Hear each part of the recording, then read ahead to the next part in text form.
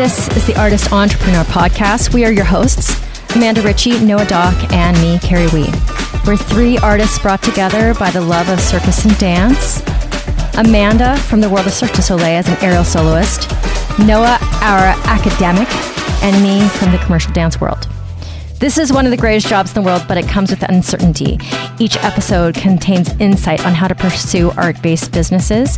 We'll have a variety of guests and have lively weekly Discord. Tune in every week to hear our perspectives on the minefield that is the artist's way of life.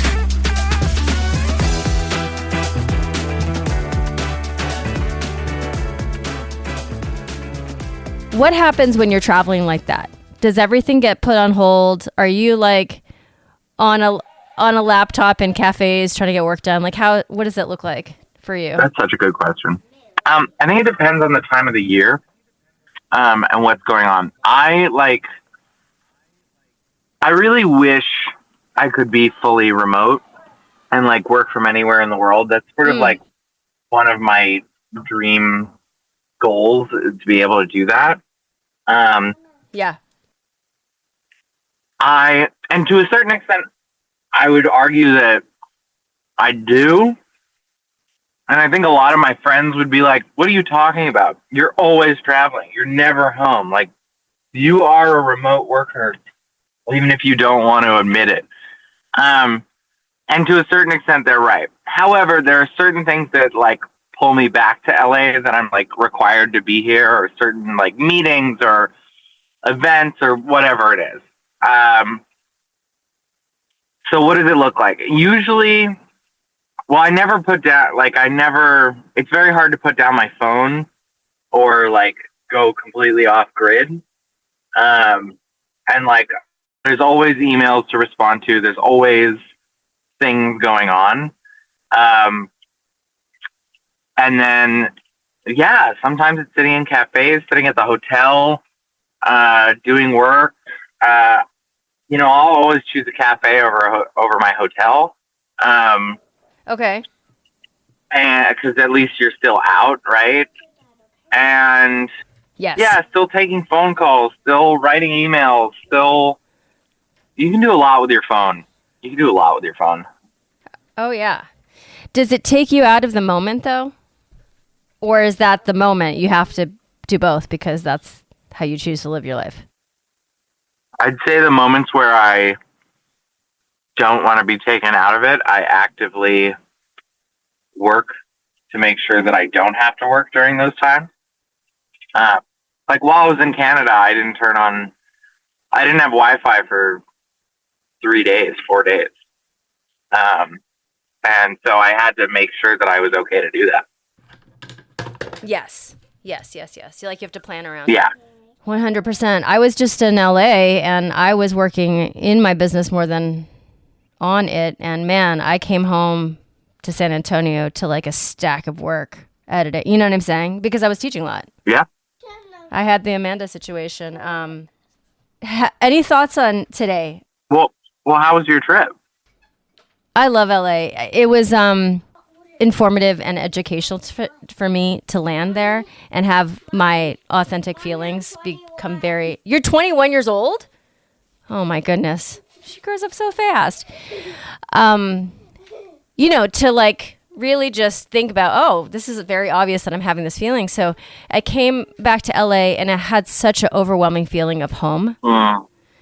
And everyone I saw, it felt more like family than friends. Yeah. It felt so deep because everything here in San Antonio is so new. It is authentic and it's wonderful, but it's new.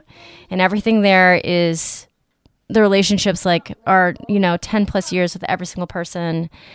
And even my students, it was wonderful, but I'm so glad I don't live there anymore. I really feel like, we just closed on a house. We actually closed on the house that we just bought the same day we landed because of the timing of the lender and everything. Yeah.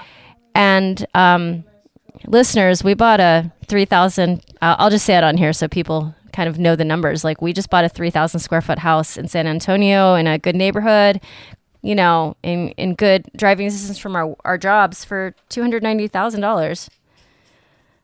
It's just like, it's possible here.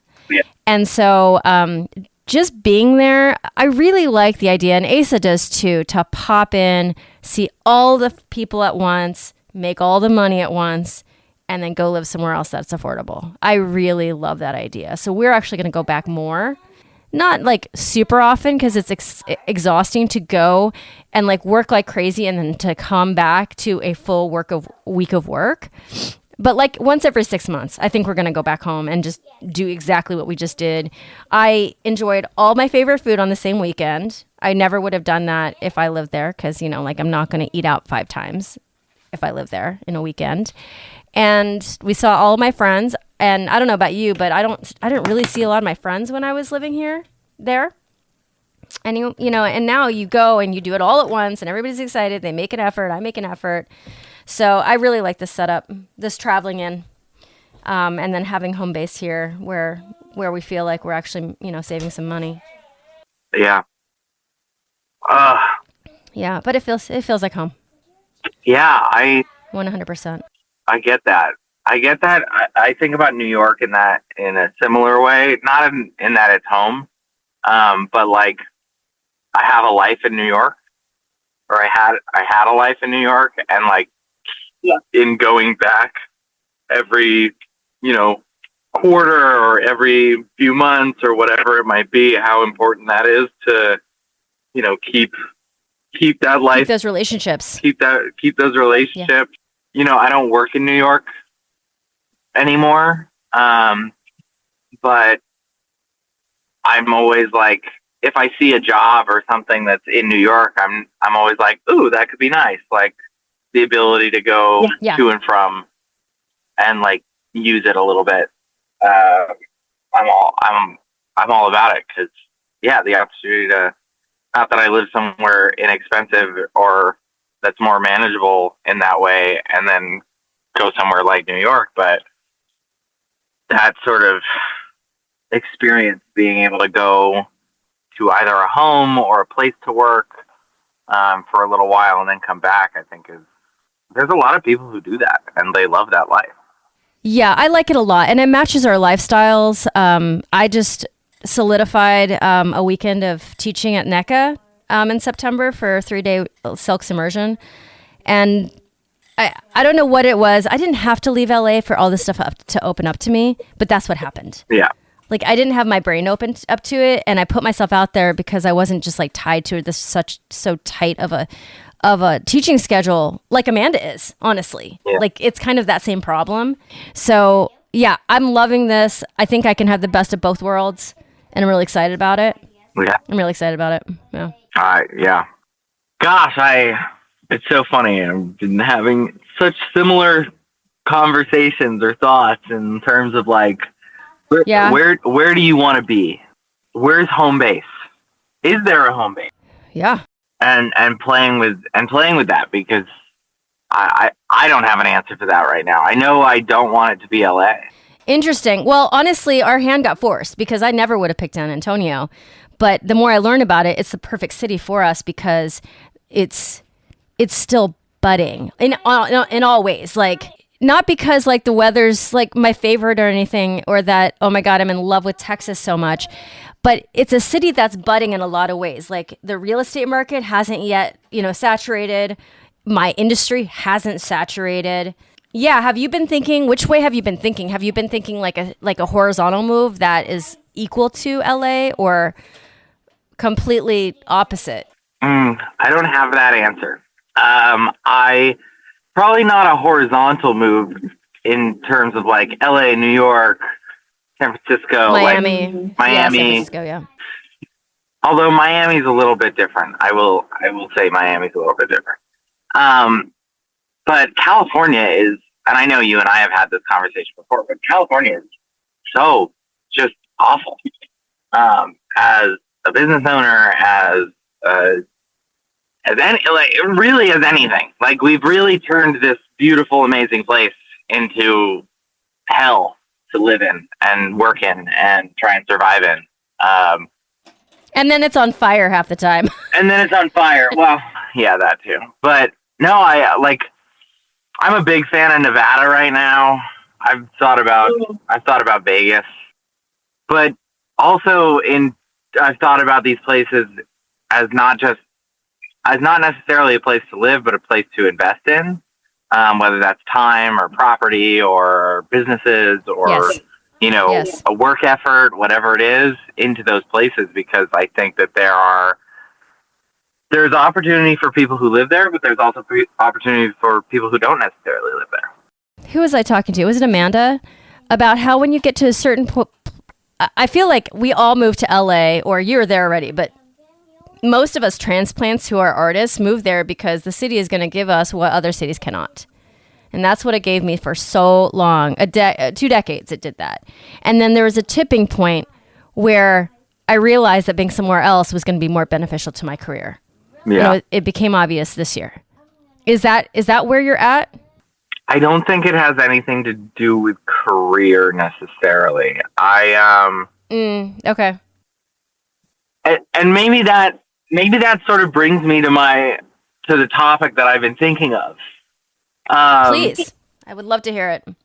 And I'm gonna phrase it one way, and then I'm gonna sort of explain it, which is the dream and living your dream, working towards the dream, or a combination of both. Okay. In what context? In what context for you? For me right now, I'm thinking about it in terms of what I want to be doing, how I will get there. And the question that I've sort of asked myself now is, well, is there a way to do both? And so I'm going to use an example. I love to travel. I love to travel. It's one of my favorite things in the world. That feeling of home that you were talking about in Los Angeles, I have sort of a weird feeling of home, which is like every time I walk into an airport. Really? Oh, okay. I'm immediately like put at ease. I'm immediately like, I'm here. It feels like freedom to you. Yeah. I'm like, here we go. Okay. Yeah. Yeah. And so I love to travel. And so the idea of being able to travel full time is something that I really want to do. And so I sit and I ask myself, well, how do I accomplish the dream? How do I achieve the dream of being able to travel full time? And there's two answers to that question. One is I have a job or a career that requires me to travel full time. That's option one. And option two is I am successful in a different career enough that I then can travel full time on my own dime, doing whatever it is that I want, and I have that freedom. And so that's sort of a place that I've struggled with and thought about a lot of my life, which is I have this idea of I have this goal. I want to travel full time. I want to experience the world. Boom, that's it. How do I get there? And the way that I believe that I should get there, or the way that I've sort of approached it is, well, I need to be successful in a business so that I can make enough money so that then I can go travel. Which is a totally different viewpoint than, well, if I find a job that forces me to travel, I could travel full time. And I bring this up now, or I was thinking about this now specifically because I've had so many friends who have told me, and especially in this last this last bit of travel where I was sort of trying to engage our social media challenge a little bit and post every day that I was traveling and share my experience a little bit more. There were a lot of people that were really enjoying it and following the journey. And I've had people who have said to me, why don't you do a travel blog? Why don't you do social media as a traveler or whatever? And I look at that and I go, well, that just sounds impossible. It sounds so difficult. It sounds so hard to like gain that following, and there are so many people who are doing it, right? Like I feel like every day there's a new van lifer, or new traveler, or new whatever that's starting to pop off on Instagram or social media. And, it comes to that dreamer mentality every once in a while of like, well, fuck it. Should I just leave everything and go try this and try to do both at the same time? I mean, I would say go for it. I interviewed for another podcast this family that is a family, and they're a family of 5, 3 kids, and, a married couple. They don't have a home in the United States. They're American. Yeah. They just go from, Portugal to Argentina to London, and they do it's a lot of organizations, a lot of planning, but they offset it with the fact that they're not paying rent somewhere. They don't spend like they're on vacation. Oh yeah. It's getting bigger and bigger. And to your question of like, how do you work when you're traveling, you make it work. If you're traveling and you need work, you make it work. But yeah, that was sort of my question or thought process that I was having, this week / last week, which is, what's asking yourself, what's the dream? Yeah. How do you get to the dream? What's the process of getting to the dream? And is there a version where the two overlap? Have you felt that, or have you had that experience in your career, in your work, and what you do? Well, let me probe you. Okay. Is that lifestyle the dream, or is the career or the business half and half with the lifestyle dream? Like, does one overshadow the other? I don't know. Sometimes. Like, I think it depends. As always, I do a lot of different things. So there are certain ones that overlap in the right ways. Like, there are some dreams that I have of owning a cocktail bar, and that lifestyle of being in, of owning a cocktail bar and being in that space, those overlap. But the dream of traveling does not overlap with being in one place and owning a cocktail bar. That make sense? No, it doesn't. I do feel like the social media aspect and the internet aspect would make this entire thing possible, though. Oh, because cool. you could absolutely name your bar / event night and just do pop-ups all over the world, wherever you freaking decide. I mean, from my perspective, and I know it's a little bit of a privileged perspective to be like, to look at your life and say, go for it like that. 'Cause there's obviously downsides to, like, there's a lot to figure out. But when it comes to all the things that would tether you somewhere, you're kind of sans all of them, except for maybe your parents, right? Yeah, yes and no. Ish. I don't know about your romantic life, but like, you don't have kids currently. Do you have a pet? Do you have a dog? I do have a dog. You do have a dog. Okay, so you have that. I don't know. I think that's picture perfect timing for generally for you to decide to experience something like traveling permanently. I think in this day and age it's possible. Totally. And I would be excited for you. Yeah. And I did it a lot doing social media management and content management, because it allows you could do it from anywhere. And it's one of the reasons why I've revamped my business, to be able to do that more and to do that again, because I see it as an opportunity to say, okay, whatever the dream is not to be a social media manager, right? The dream is not to have a big social media management or content management company. It's something I'm good at. It's something that I enjoy, but it's not the dream.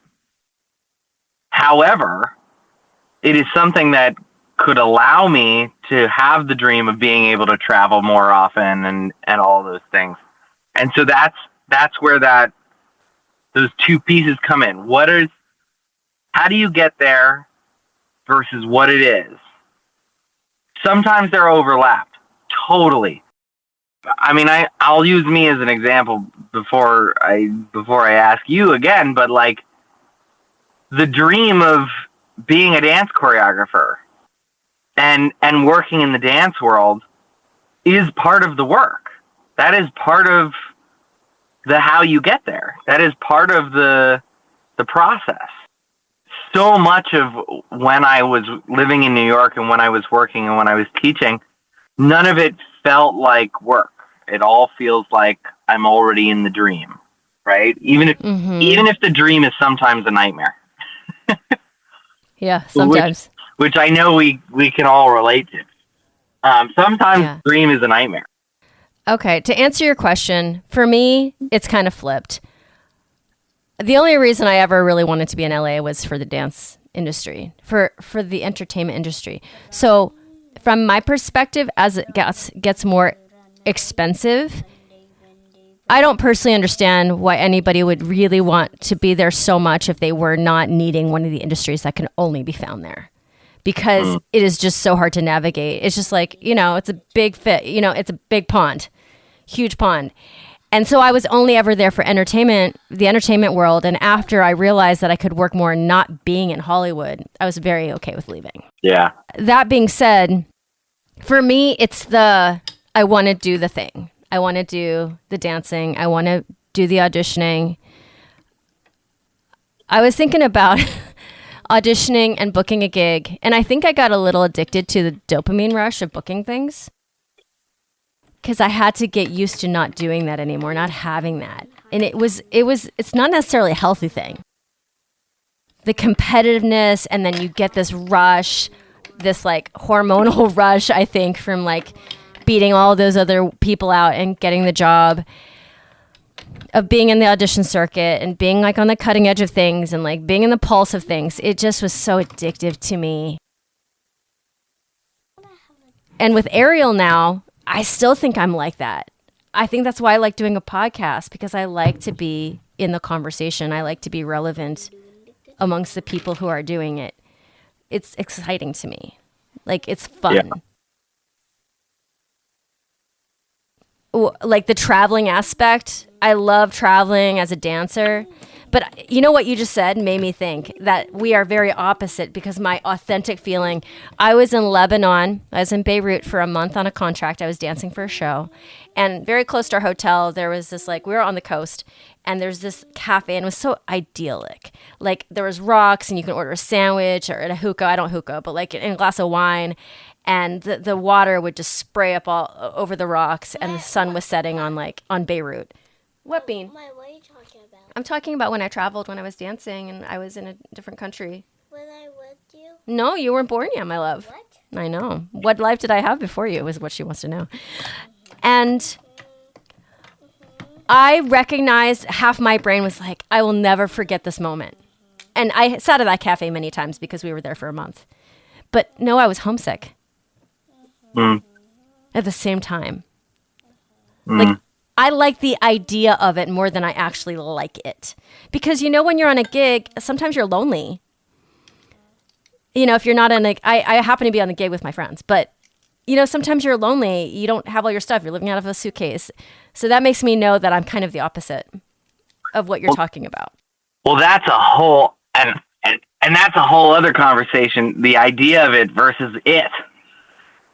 Yeah, maybe. There's so many people who love the idea of travel, or the idea of starting a business, or the idea of certain work or whatever, and then they're there and they go, "This fucking sucks." There's so much of that, and I've said this before, and I know it's come up a little bit. Like, I love the idea of owning a bar, owning a cocktail bar. Like, I love the idea of it. And I've done this, this thing at my house. I've managed a bar up in Mammoth. I am now part of a bar in Los Angeles and helping to revamp and bring it to some new life. And I started that literally yesterday. I was going to say, when did we not hear about this? Because it's brand new news. Did I not talk about it yet? No, not yet. Oh, okay. Well, this is new news then. Yeah. I'm managing and working with a bar in Los Angeles, and it's really interesting. It's been around since 2003, 2002, and it is a hip hop staple of Los Angeles. It has had famous hip hop artists, famous musical artists, famous comedians who have come in and hung out there and like spent time there in the early 2000s, and it's a really cool spot, and it hasn't changed with the times. It hasn't updated. It hasn't grown in ways that I believe that it should or that it can. And they've brought me on to see how we can further develop this place and expand it and bring it into the next iteration of what it can be. And I brought it up to some mentors, and they just said, "So what do you think of this? You've always wanted to own a bar and run a bar and create something like this. Here's your opportunity with essentially no skin in the game, except you got to use your time, you got to use your energy. You don't know how much money you'll make yet, but if ever there was a chance to find out if this is something that you really want to do or you really can do, this is it." And I think that that's rare. It's rare that we get the opportunity to taste or try the thing that it is that we think we want. Yes, without spending our own money. Yeah. Yeah. It's really rare to do that. And I'm really excited by it. I'm really hopeful by it. I think it can be fucking awesome. But I think that I think it's a challenge in our lives, especially for creative people, especially for people who are entrepreneurial, to say, okay, this is a thing that I want to do. And then for it to be a thing that you really enjoy doing. You don't know the answer until you jump in and do it. So you're going to take advantage of this, which is awesome. And it's not a long-term commitment. Am I right? I mean, no, but I want it to be, It is the idea of kind of living the dream. What is the dream? Which jobs are going to give you that more specifically, like in your daily life? And I really do resonate with this idea of liking the idea of something more than the actual thing. Touring was the biggest thing for me because I wanted it so bad. But when I was on it, I just want to go home. Yeah. Touring's not that exciting when you're on it. Like hotel rooms, you're by yourself. It's a little bit lonely. There's always politics with who you're with on a tour. How about you? What do you think that you like the idea of it more than the thing? I don't know. I think I've enjoyed fairly everything. I think there's certain things that I've done that it's not necessarily I haven't enjoyed, but it wasn't going to take me to where I wanted to go, even though I loved it. Working at Ski Patrol in Mammoth, that's like a job that I always wanted, always thought would be super cool and totally amazing. And I had it, and I enjoyed it, and I loved it, but I knew it wasn't going to propel me to the place that I wanted to be in my life, in my work, financially, creatively. It wasn't going to have those things. Would you want to do that when you settle down? Could you do that as an older person or no? Yeah, you can do it as an older person, but I think it's different.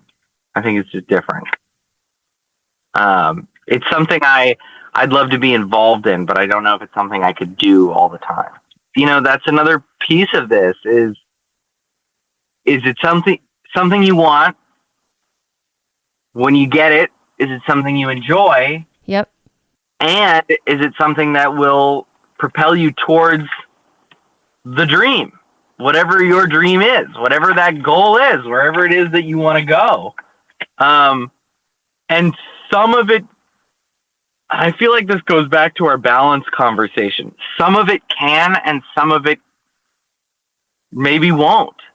Like, my dream is to live in the mountains. My dream is one of the dreams, obviously, to travel. Yeah. One of the dreams is to be in the mountains and live in that small community and to have that. And working on Ski Patrol gave me that dream. I had that dream. I had accomplished that dream, but it wasn't, I don't want to say it wasn't enough, because I don't think that's the right way of phrasing it. I don't think that gives it enough, recognition as it deserves, but it wasn't it didn't feel like the end yet. It didn't feel like I was there. Yeah.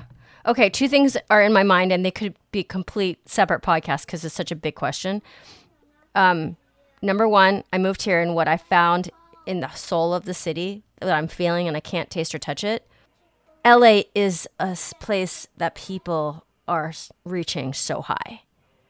Everybody I know reaches so high for whatever it is. It is a dreamer mentality town, at least in the circles that I run in LA. I live here. I think that's the reason why it's not as saturated when it comes to what I do and all these things, because it is not the same. People don't think that things are possible in the same way. Mm. It's where they live in their mind. It's way more normal. It doesn't bother me, but I notice it. And then number two, what I've always struggled with since I was right out of college is this idea of opportunity cost. What do I give up for spending time on this one thing? And it has bothered me forever, because I feel like most of the things that we try to do, it's better if you do it when you're young. There's like a sweet spot of 20 or 30 years that it's better if you do those things. Number one, having a family. It's usually better if you start early. I got best of both worlds because I got lucky and could have a baby at 42. But when it came to like the other career that I almost wanted, that I did want, but the arts won out, I wanted to go into politics. And it still plagues me that I didn't do it, because people are like, well, you could do it later. But can you? Because if you want to work in the White House, if you want to work for a congressman, they'll pay you $20,000 a year and you'll be working 80 hours a week. Can you do that after a full career and you're used to a certain lifestyle and you have a family? I don't know. So I struggle with that. Like, you got to kind of pick. I mean, you're talking to the person who can't pick. Like, I feel like if our listeners have learned anything about me, it's that I can't pick.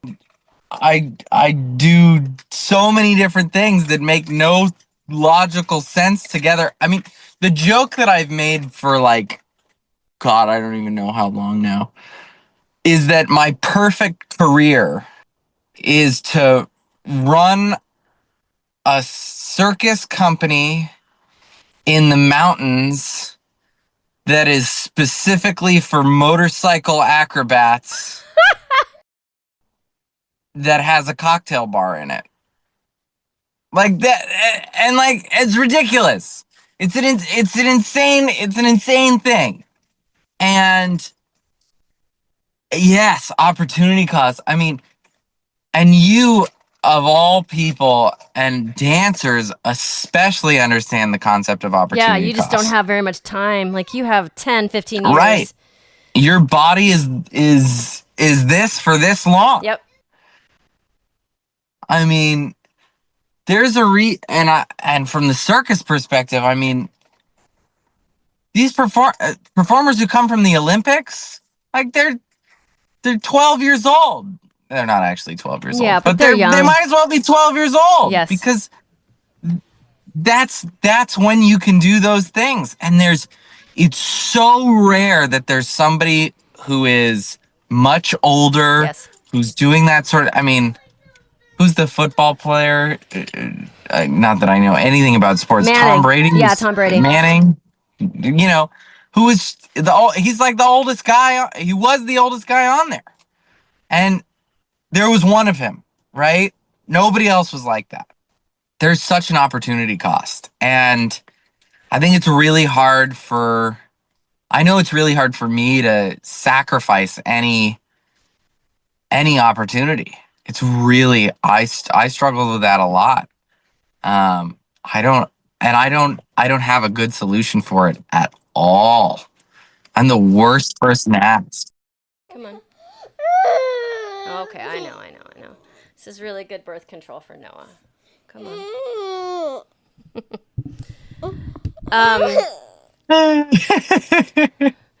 There's a lot of people that struggle with the opposite, and I see that living somewhere that's not LA, because I was just surrounded by people who were just like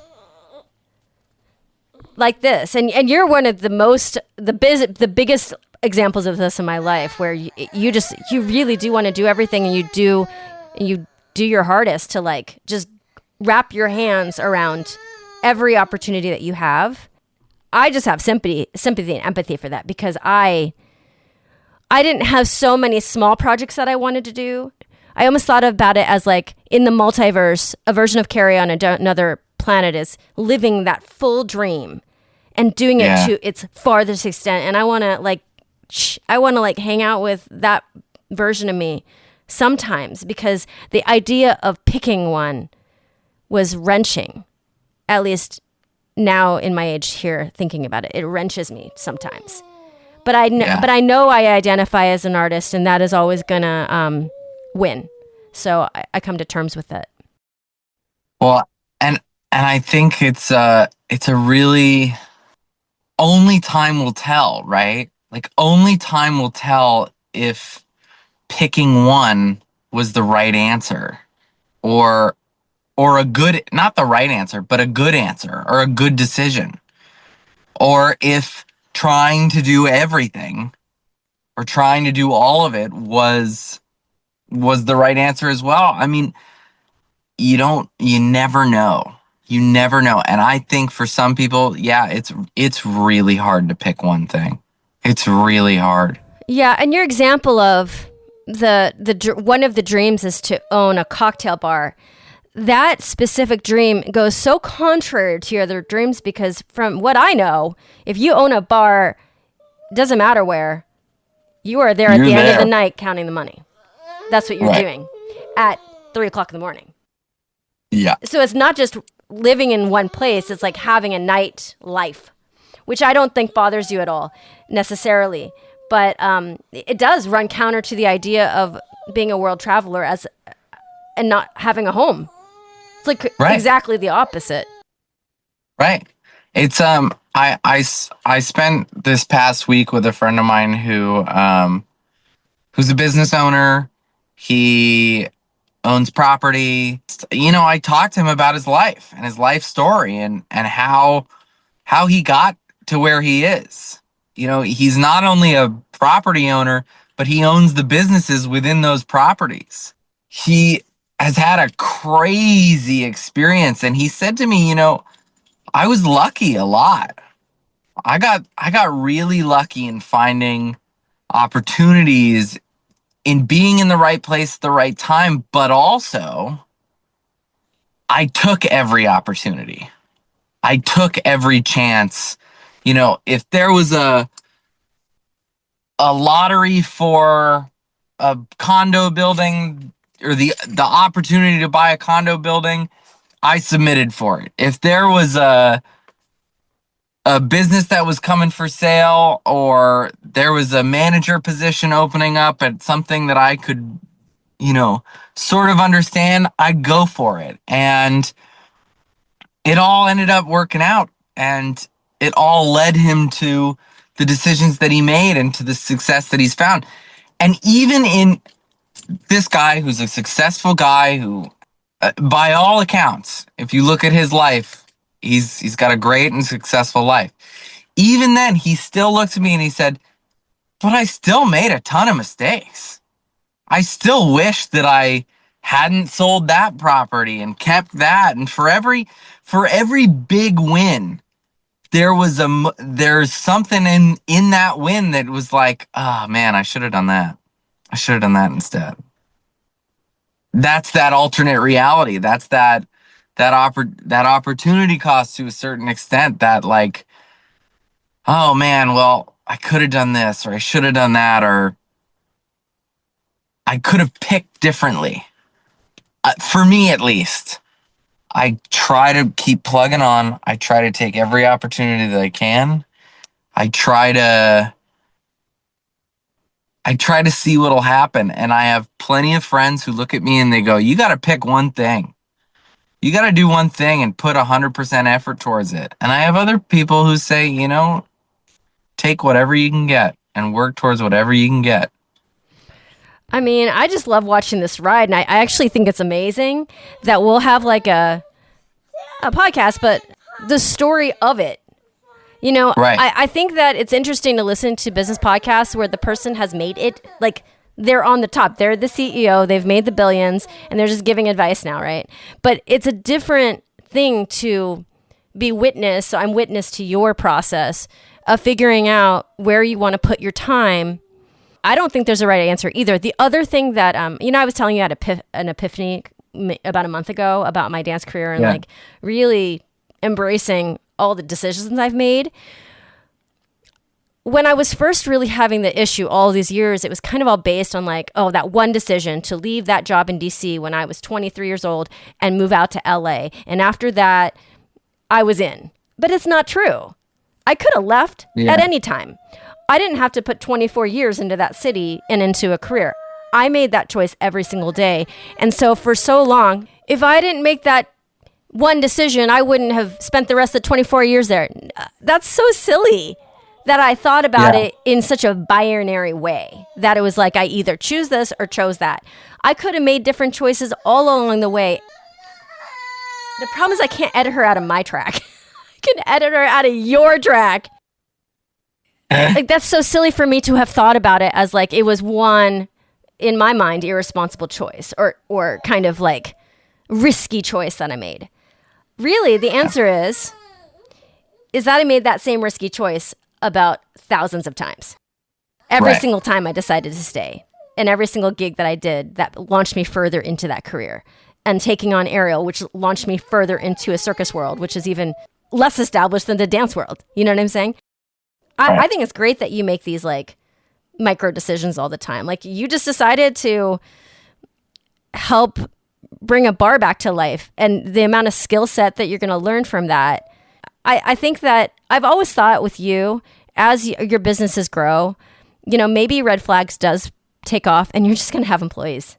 That's the bottom line. You're not going to try to do what me and Amanda are doing, which is have, like party of one doing everything. How we're trying to scale ourselves. The episode that we put out, when you were in Tel Aviv, was about scaling our online businesses and like duplicating ourselves so that we can scale and make money when we're not really doing it at all. Like, it's just making money on the internet. I don't disagree or agree with any of your friends. I feel like, what is that movie? The one with Matt Damon and where like there's this invisible curtain where like somebody's pulling all the threads. Like, one decision leads down the path. Yes, it's one of my favorite movies. What is this movie ever. called? With Emily Blunt. The Adjustment Bureau. Yes. It's one of my favorite movies ever. That's what I'm thinking when I think of you. Like, it's not one decision. It's like all these decisions change the path, and they're all meant to be. They're all meant to be, and maybe that is the whole map, that it's supposed to zigzag and zigzag for you, because that's authentically what you want. Oh, she's dying. Noah, do you have closing thoughts for us? And I'll mute myself so we don't have to. So we'll have a good ending to this episode. My closing thoughts are that it's funny you use the word authentic, and I recently was meeting with somebody and I was venting and I was talking about all of these like push pull, like, man, I just have this desire to travel the world, but I also have this desire to like build a house in the mountains and never leave it. And like, there's all these things. And they said to me, they were like, I think that you're just being authentically you, and that's okay.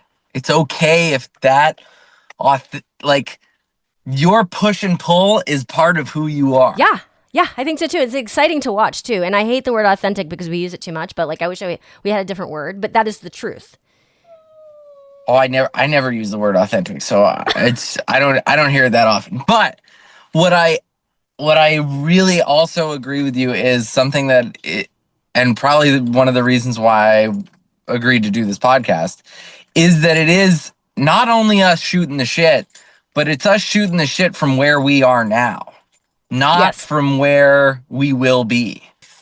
It would be magic in 10 years or 20 years or whatever to look back and we're doing a podcast on the advice that we're giving because all three of us became hugely successful and like that's it. But I agree with you that this is almost more beneficial because it's the story, it's the middle part, it's the thing that I ask every single successful person: how'd you get here? I understand that you're here. It's the interesting part. It's the interesting part. struggle. And can I tell you, oh my God, she's dying. Can I tell you how much, and I did not see this coming, how much doing this podcast has shifted my work. It has shifted the way I approach my businesses. It has given me a partner without having a partner. Yeah. Because you guys are it's a sounding board. It's consistent. I trust you guys. You have different points of view. It turns on parts of my brain. Me and Amanda, we had this episode about scaling our businesses. And since then, it actually helped answer one of my questions I had for myself about teacher training. Yeah. So anyways, put a button on it. And then I'm going to put this girl out of her misery and give her some food. That's it. That's all I got. I think it's cool to see the process because there's so many times where I ask a successful entrepreneur, like, how'd you get here? And they say, well, I did this, and then some things happened in between, and then I ended up, and I'm like, okay, what were the things that happened in between? Tell me that part. Yeah, That's because the part those are I'm the things that interested in. help us. Like, right. what is the struggle? Those are the important parts. Yeah, those are the important parts. And I think that, part of this is I don't have the answers, and we don't have the answers. And the idea that sometimes just having the goal or the dream that we talked about is enough. And figuring out whether you're going to work in that goal, in that dream, or work towards that goal or towards that dream, that is all part of the ebb and flow of how you find success and how you accept it. Is it success to you, or is it just another step in the wheel? For our intro for this podcast, I had written the tagline, and I didn't think about it too much. But right before we start talking in the podcast, it always says, the minefield, that is the artist's way of life. And the more I think about it, it is the thesis. It is the thesis. This is our way of life, and how are we doing it? Because for each of us, okay, all right, you want to say goodbye to Noah? It's okay. We can put this one down because we're already an hour in, and I have to edit some of it out anyway because it's getting long. Okay, here. Hi, Bean. Bye. She's so miserable. Bean, what's going on today? You just tired today? All right, Noah, we missed you. Missed you. Thank you so much for tuning in. You can find Amanda Ritchie at Grounded in Flight on Instagram and add Noah Doc on Instagram as well as Red Flags app. And me, Kerry Wee, you can find at wrapyourheadaroundsilks.com. Thank you so much for being here. We appreciate you. We have so much more coming at you, including guests that are in this art world that are blazing their way through new businesses and, just more banter from us. Thank you for listening. This is The Artist Entrepreneur.